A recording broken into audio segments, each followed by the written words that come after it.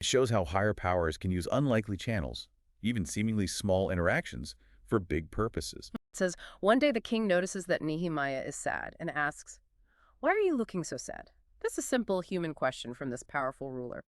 But it kicks off everything. Exactly.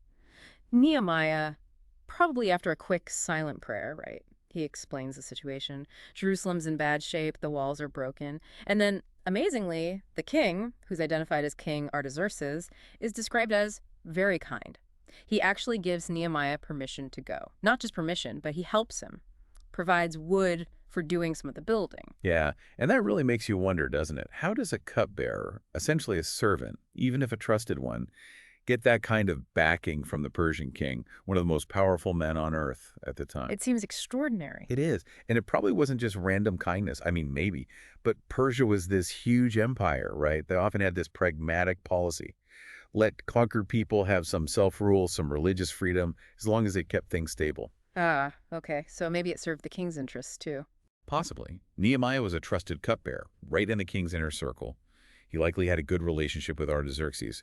So he probably used that personal connection, combined with the king maybe seeing the benefit of a stable, rebuilt Jerusalem on the edge of his empire. So a mix of things, perhaps. Divine help working through politics. I think that's a great way to put it. Divine orchestration, working through, savvy diplomacy and maybe even imperial strategy.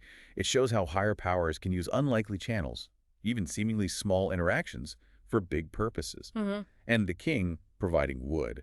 That detail highlights the sheer scale of the project. This needed massive resources, imperial resources. It was a truly unlikely, powerful alliance. Absolutely. So Nehemiah gets the king's blessing, gets the resources, and he arrives in Jerusalem, ready to face this huge job. And he doesn't hang about. First thing, he rallies the people. Let's start building. You can imagine the initial excitement, right? But that excitement, it didn't last long without opposition.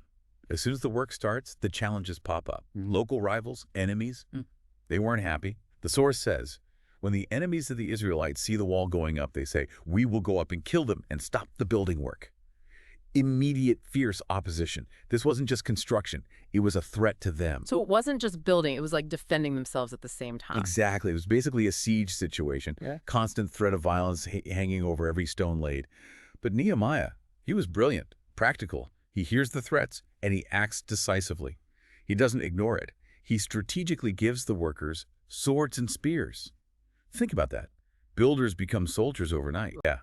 And his rallying cry, it was powerful. He appeals to everything they hold dear. Don't be afraid of our enemies. Fight for your brothers, for your children, for your wives, and for your homes. The source really stresses their dedication.